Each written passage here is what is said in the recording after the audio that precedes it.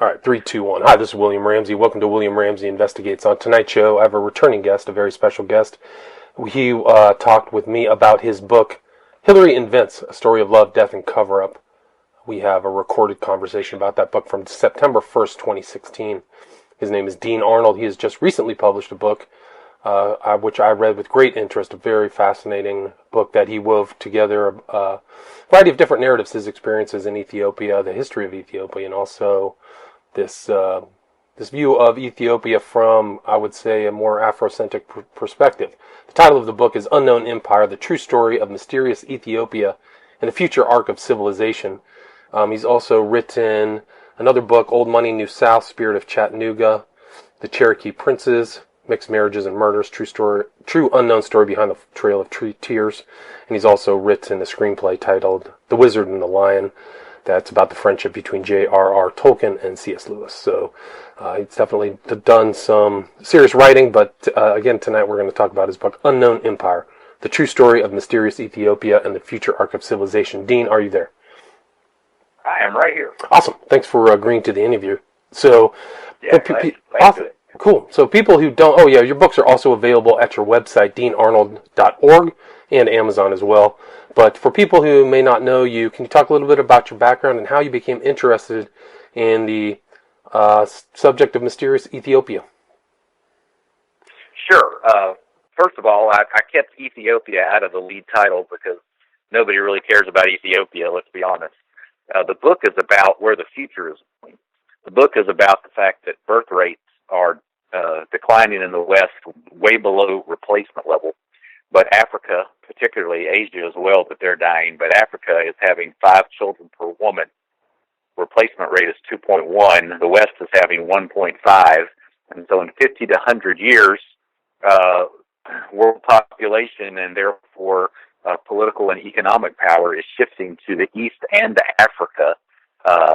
And Christianity will, in large part possibly be happening or contained and preserved in Ethiopia, which is a 2,000-year Christian country. So the book is really about the future shift of civilization, and I feel like I'm kind of writing about the New World in 1650.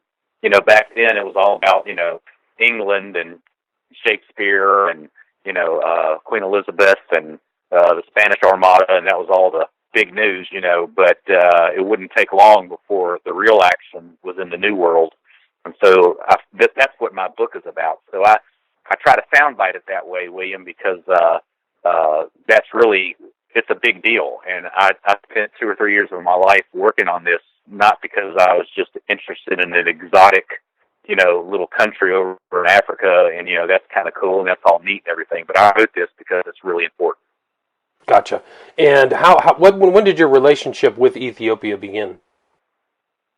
Okay, this book started, the seeds of it started in late 90s when I stumbled across a VHS video, National Geographic video, about the idea of the Ark of the Covenant being in Ethiopia, which, of course, I'd never heard of that. I was shocked to hear it. National Geographic was sympathetic toward the idea, and so I watched that with great interest. Whether the Ark is there or not that's an interesting question, and I use that as a device for reader interest throughout my book. And if you really want to know the answer to that, I think I provide the answer to that. But that's not really what captured my interest. What captured my interest is that there was an ancient Christian country in sub-Saharan Africa. Nobody told me. I didn't know. What? I became interested in Ethiopia. I began looking into it and its history. And then in my personal Christian journey, my dad was a kind of a fundamentalist Calvinistic pastor, great guy. But when I became around 35 or 40, I actually became Eastern Orthodox. That's a whole other story, not for today. But the Eastern Orthodox are very kindred and close in worship and beliefs to the Ethiopian Orthodox Church. And so that gave me a stronger interest in Ethiopia. So I started taking a look at it. But what really got me to start seriously studying Ethiopia was my pro-life background. I've been a pro-family, pro-life activist most of my life.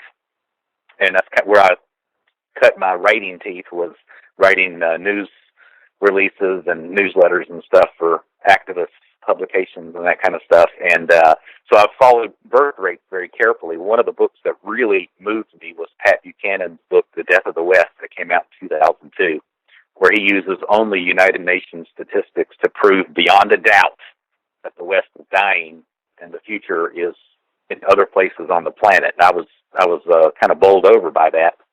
And I started praying about where is the future of Christianity going to be, because I'm interested in historic Christian nations with my kind of Eastern Orthodox bent. I was looking at places like Greece, which is an ancient Christian stronghold. Well, Greece has a birth rate of 1.3. Greece is not going to exist in 100 years.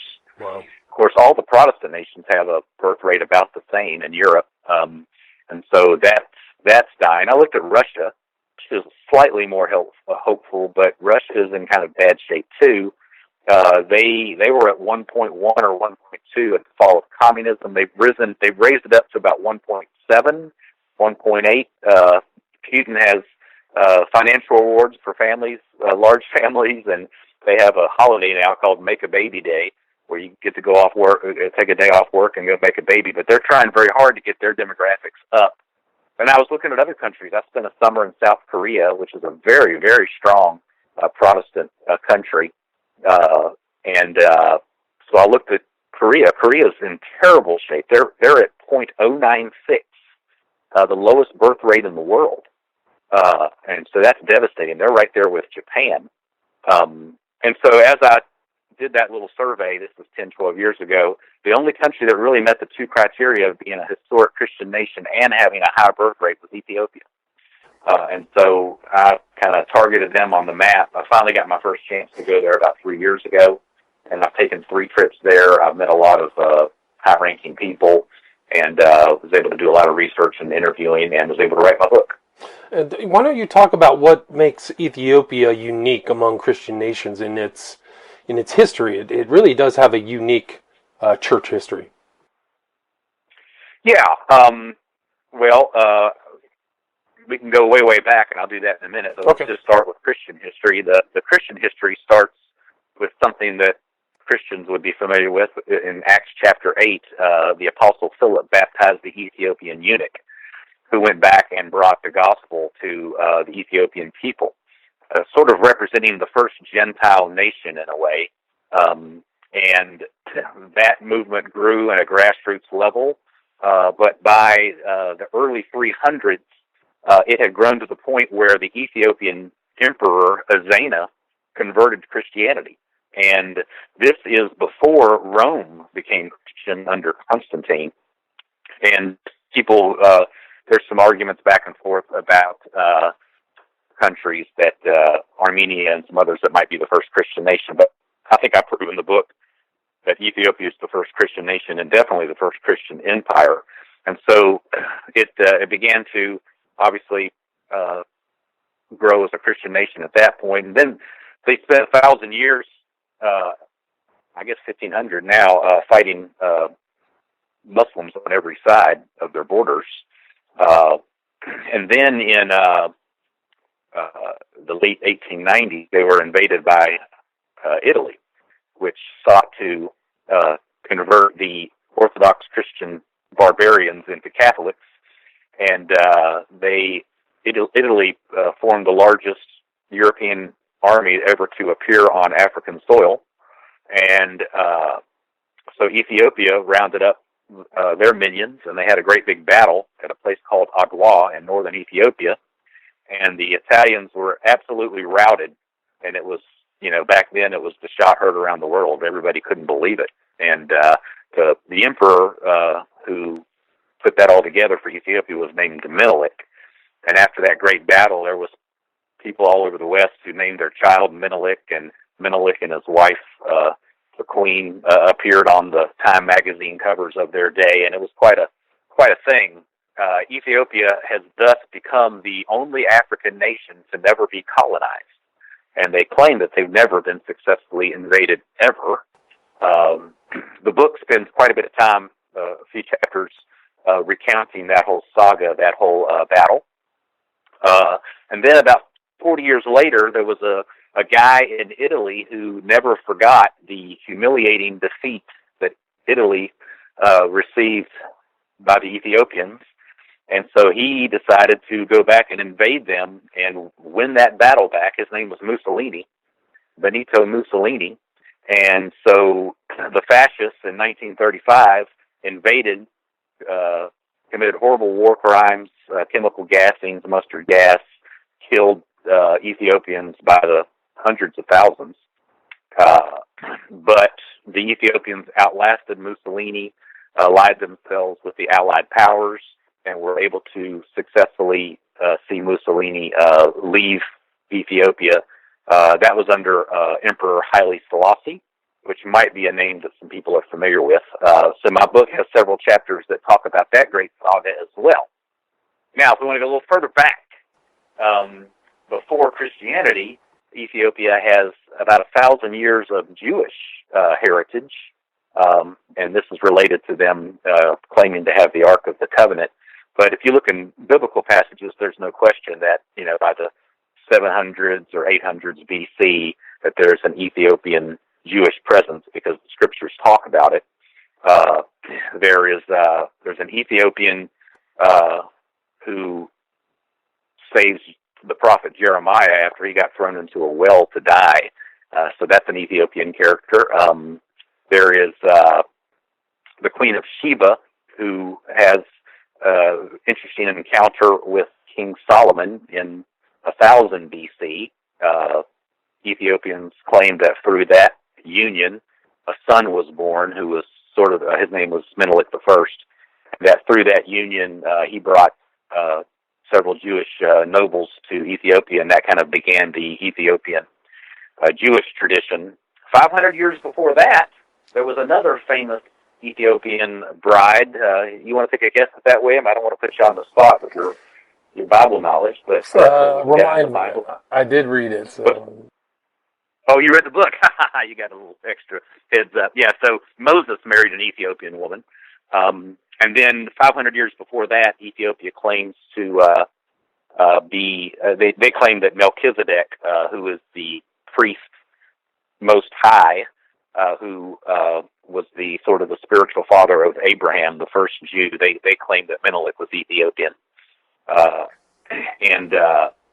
Did I say Menelik? Melchizedek is Ethiopian.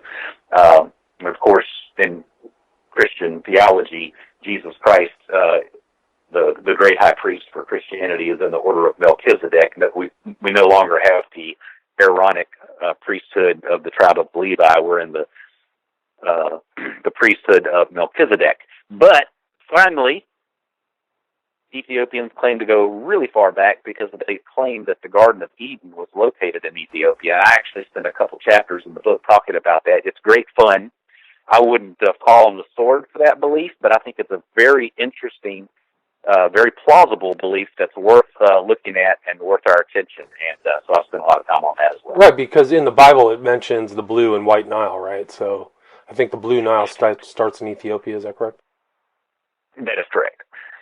And Genesis chapter 2 talks about Ethiopia. But that's one of the interesting aspects of Ethiopia is they did have a Jewish presence until the Philoshes were lifted out to Israel, right? I don't know if there's any Jews still left in Ethiopia. Do you know? There's a few thousand left. There was quite a few more, 25, 30, 50, 100 years ago. A lot of them did leave with the movement you're talking about. There's been some movies made about the Ethiopian Jews that escaped from a temporary communist reign in Ethiopia and went back to Israel. So yeah, that's a well-known story. Right. So I mean, that was kind of like one of the darker elements of Ethiopia is that their kingship finally ended sometime in the 20th century. Correct? That's correct. A 3,000-year Christian empire, Judeo-Christian empire, I guess you'd say, finally ended with the assassination of Emperor Haile Selassie in 1975. There was a 15-year communist reign, which was bloody, as communist reigns are. About 1 million people were genocided. and then Ethiopia retook their government with a strong Christian influence, and has been one of the leading, I don't know if you call them democracies, but one of the leading semi-democratic governments in Africa since then. And what, they had, let's see, what distinguishes Ethiopian Christianity itself? What makes it different? The Ethiopian Orthodox Church, right? Yeah, well, so let's talk about Christianity. The largest Christian expression in the world is Roman Catholicism, which is about 1 billion. The second largest is Eastern Orthodox Christianity, Russian Orthodox, Greek Orthodox, etc., which is about 400 million Christians. It's hard to count Protestants because, they're so divided that you can't pick one group. So we'll just leave them aside for this exercise we're doing here. Gotcha. But then the next group after that is a group called, sometimes they're called Oriental Orthodox, sometimes they're called Syrian Orthodox, sometimes they're just known as Copts, C-O-P-T-S. Copts are pretty much Egyptian only, but the wider group is called Oriental Orthodox, and that would be Egyptian Copts, Ethiopian Christians. Southern India has a Oriental Orthodox movement. Armenia, the whole country of Armenia, and then there's pockets in Syria and some other places, and that's called the ancient Oriental Orthodox Christians. Of those, Ethiopian Christians make up about 80% of all the Oriental Orthodox. So Ethiopia is the 800-pound gorilla in that whole thing. Gotcha. And the population right now is pretty sizable. It's like 110 million, right, at the 20th century, at the beginning of the 20th. Second largest country in Africa, and of course Africa is like 1.4 billion right now. It's going to double in a couple of decades, and really, what I talk about a lot of things in the book, a lot of interesting things that we've already named, but what I'm really trying to communicate to my readers is that the future is going to be in Africa because of birth rates. Ethiopia is the cultural and spiritual leader of Africa because of its ancient Christian and Jewish heritage. It's had a written script for thousands of years, which the other African nations generally haven't. The African Union is permanently located in Addis Ababa, the capital city of Ethiopia, and the West is not going down without a fight. There is a huge, frantic effort by the United Nations, by the Bill and Melinda Gates Foundations, by other progressives and liberals to bring contraception and population control to Africa to keep them from growing like they're growing. Some people probably think they're doing it, for sustainability reasons or, to help the Africans so they don't grow so fast so they, won't be in poverty. But my book, I think, does a pretty good job of documenting the fact that a good part of that movement is really rooted in darker elements of eugenics, racism, white supremacy, and all those things that, are known to be evils. Yeah, you had something in Chapter 19, I think it was May 5th, 2009. Bill Gates, Warren Buffett, Ted Turner, Sir George Soros, and David Rockefeller all at one meeting. It's like the usual suspects. Talking about all this stuff, trying to curtail growth in Ethiopia. Well, yeah, and to help better dramatize that anecdote you just brought up, William, they got together for a meeting. Those major oligarchs of the West don't get together very often. And they got together to discuss what is the most important problem on the planet. And each of them gave like a 15-minute presentation and kind of gave their issue, their angle of what it was. Well, when it was all done, they all agreed on Bill Gates's presentation, which is the biggest problem on the planet is Africa's overpopulation. So they all agreed together to work together with Bill Gates on the biggest problem in their perception on the planet, which was population growth in Africa. And so Number two, who's the second richest guy? Warren Buffett. He gave $31 billion to the Gates Foundation so they could focus their efforts on this project. So yeah, crazy. But that is in truth what happened. And what's the position of the Ethiopians against these external, influences, people like Gates and Rockefeller? Yeah, it's probably like asking an American, "What do you think of Trump?" You're gonna, it depends on who you ask. Right. What country, what part of the country in, how religious are they, et cetera, et cetera, et cetera. So that it would run the gamut.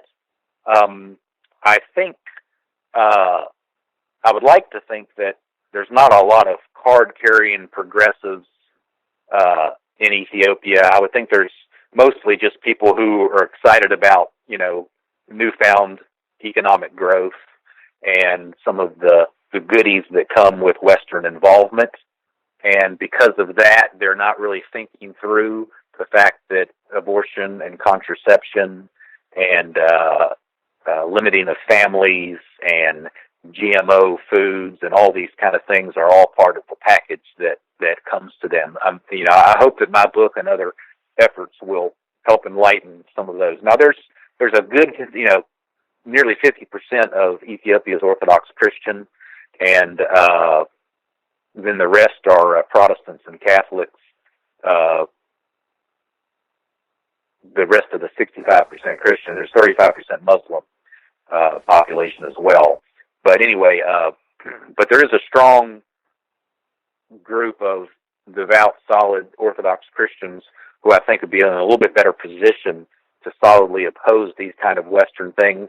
And while, as a Christian, I'm not a big fan of Islam, obviously, but there's actually a silver lining, a positive side to the 35% Muslim population, in the sense that they are very much opposed to Western values, whether it's right. birth control, abortion, pornography, all the great Satan stuff. So that does help the Christian majority in Ethiopia stand against those kinds of things. Now, it's a bit of a horse race right now because the Muslims want to gain majority in Ethiopia, and they're more apt to oppose the Bill and Melinda Gates Foundation and the UN and all that stuff and their population control efforts than the actual Christians are. And so, if current trends aren't kind of identified and reversed, Ethiopia could finally become a Muslim majority country in 10, 20, 30 years after being majority Christian for almost 2,000 years. Right, that would be remarkable.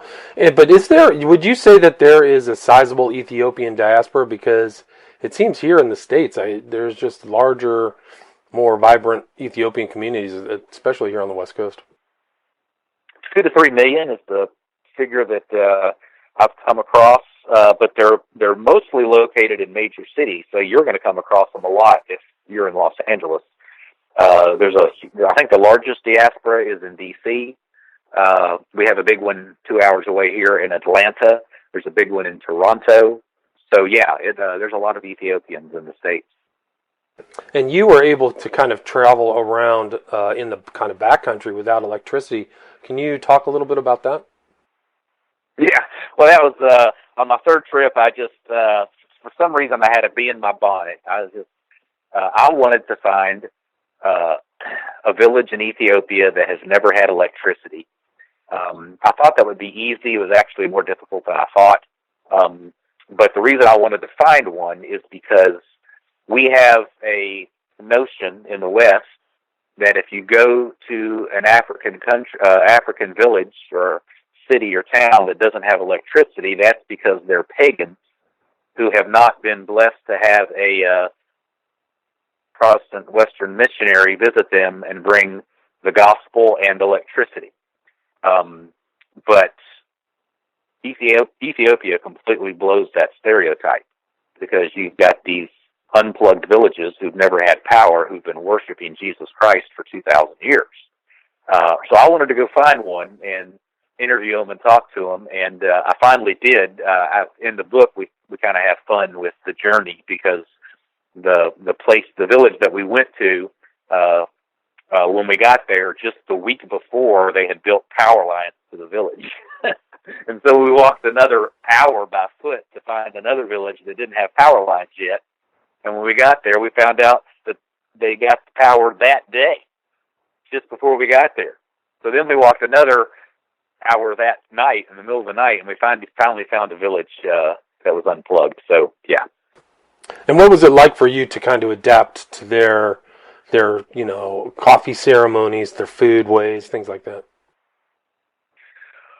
Well, it's a wonderful country, and that's one of the great things about traveling and going to other countries. And Christ his inheritance is the nations, and so it's a cool country. They got this coffee ceremony they've been doing for 1,000 years. You sit around for a couple hours, and you have 3 rounds of coffee, and that's an interesting thing.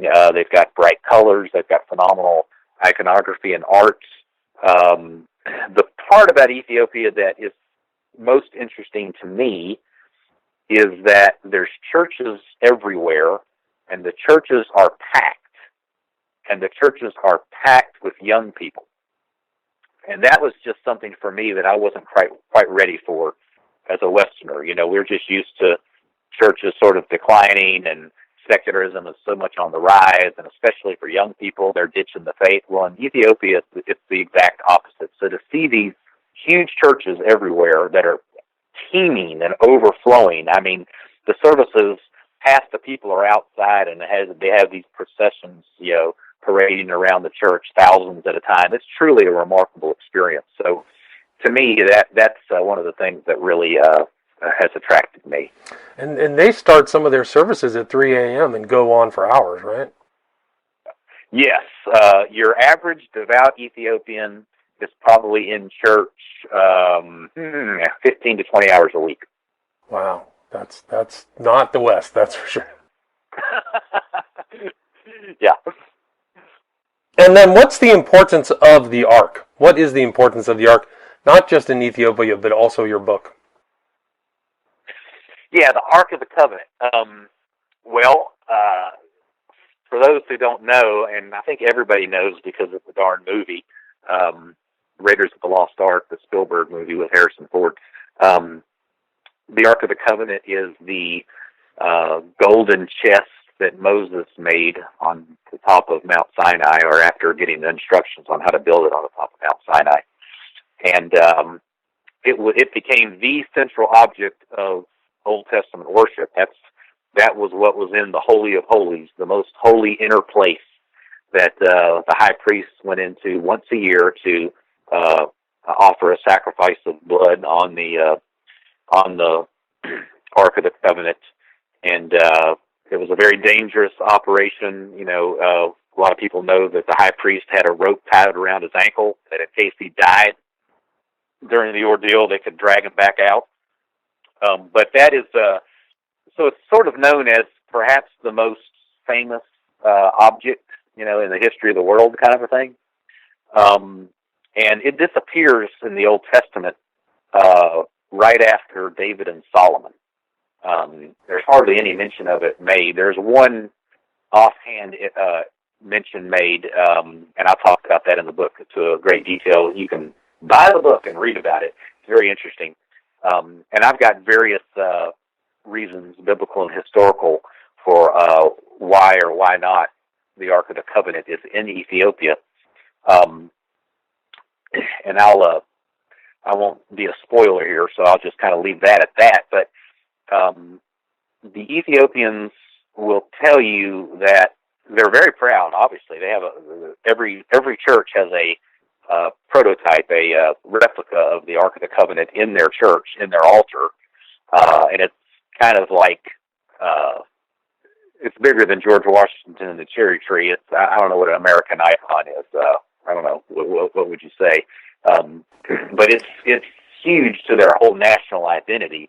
They love the Ark of the Covenant, but they're very clear that it's only a relic now, because the other thing you'll see all across Ethiopia are pictures of Christ and his mother Mary, and they believe Mary is the fulfillment of the ark because the Word of God himself, just like the Ten Commandments were in the Ark of the Covenant, Christ was in the womb of Mary, and so the Word of God himself, is the fulfillment of the ark, as is his mother. And so you'll see pictures of Christ and Mary all over Ethiopia. You'll see them in taxi cabs. You'll see those pictures on the side of buses. Every home, everywhere you go, around people's necks. And so they're followers and worshipers of Jesus Christ.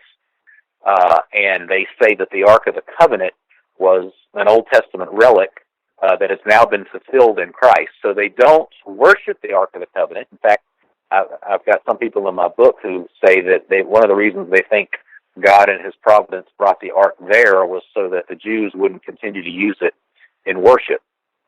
So they keep it underground and out of sight, and it's no longer to be used. They're very proud of it. Yeah, it's supposedly in Axum, right? It's supposedly at Axum. Yeah, Aksum is a city in northern Ethiopia. But it's like their kind of icon for their whole country is that ark. And some of the people you said in your book, the ark was like miraculously levitated all the way down to Ethiopia. Was it the 8th century or something like that? 10th century, same time as Solomon. The sacred book of Ethiopia that gives that whole story is called the Kibber Nagast, and so their tradition is that Solomon and the Queen of Sheba had a son. She came back to Ethiopia. He was raised in Ethiopia, but at some point he wanted to go see his daddy, and so he brought a contingent back to Jerusalem, spent 4 or 5 years with his father Solomon, who said that this kid looked a lot like his father David. But after a few years, he said, I want to go back to Ethiopia because I'm going to be the king there, and I want to bring the Old Testament religion to Ethiopia.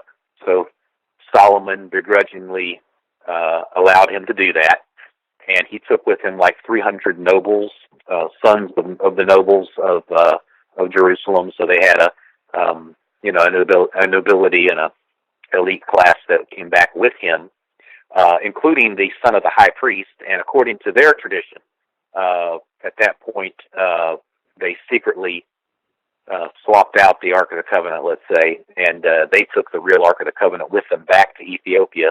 And according to their tradition, the Ark took them across the Red Sea.